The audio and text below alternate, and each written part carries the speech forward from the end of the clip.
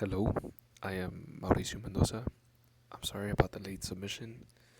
It took me a little bit longer than I thought it would take me to implement all of this. But here's my submission for the part one. This is my class array list. Is all of it. The I think it's called declaration of all the functions. It's a mix of and query and modifying operations shown by the override or constant override. And they have to be override because they're initially declared in the superclass to subclass and gets a little more detailed. They have to be overrided. The ones I'm going to be going over are insert after and contains slash search. So insert after's time complexity is linear. It's a linear time complexity. The insert after function is the user asks the function to insert an item after an existing item, and it's a versatile function because it's also basically asking, is this even there? Because if the existing item isn't in the array, it's going to return false. So that's what the return value here is. Return val is a bool.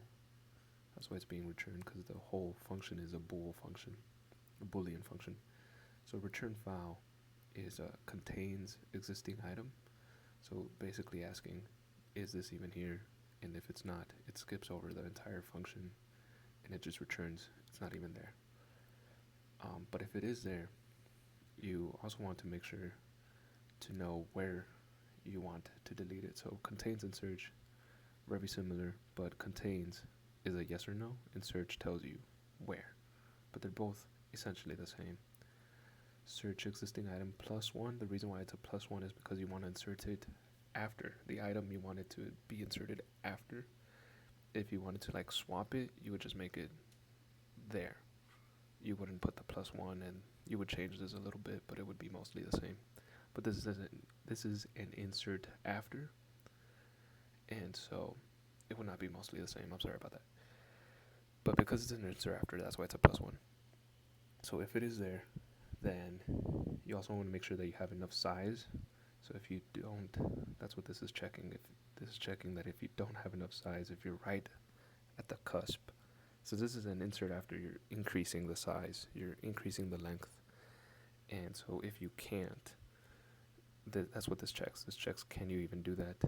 And so if you can't, you make the array bigger, you allocate more size for it.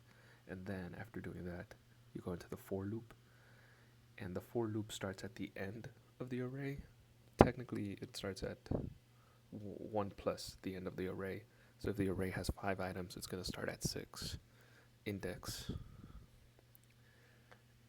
I'm kind of confusing myself, because the indexes start from 0 to 4 for a 5 item array.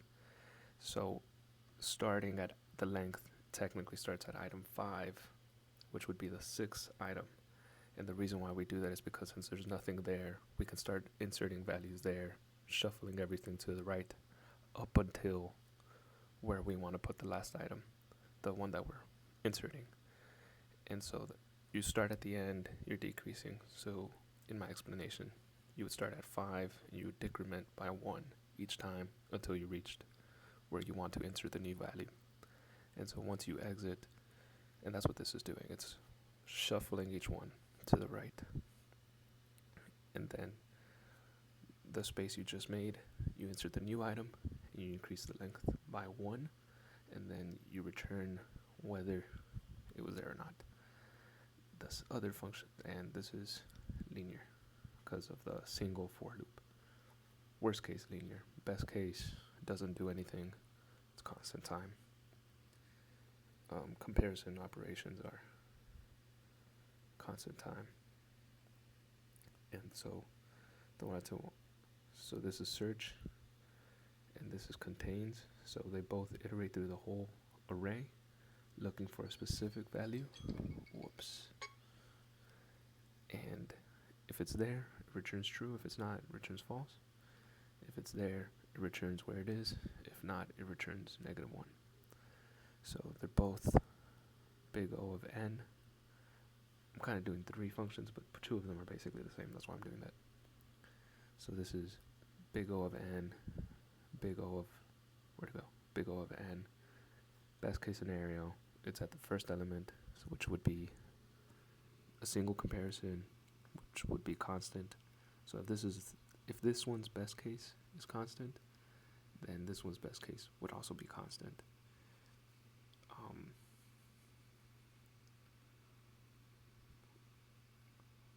For fear of taking too long, I'm not going to make sure that I just said that correctly. I might be wrong though.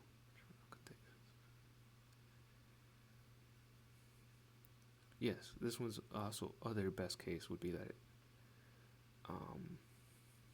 it'd be at the very end. No, I'm starting to think that maybe this is one of those cases where the best and worst case are exactly the same. I think insert afters best and worst case are exactly the same. O of n, because of contains and search, you're gonna have to look through the whole list regardless. So if it's at the end, you're only gonna shuffle one item, but you also have to look through the whole array to the last item.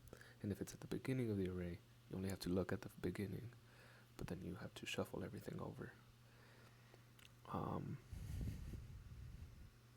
And then also if it's not there, that's the worst case because you have to look through everything. So I think this is best and worst case O of n linear time. And then this is where I implement it. So I create a new array. I create a new list using the array list, and I give it a 14 sizes, allocate 14 spaces for it, and then I insert a bunch of values here, and then I display all the values I inserted, and I'm going to remove 32, display what it looks like after removing it, and then insert 111 after 11. So there's going to be an 11 here.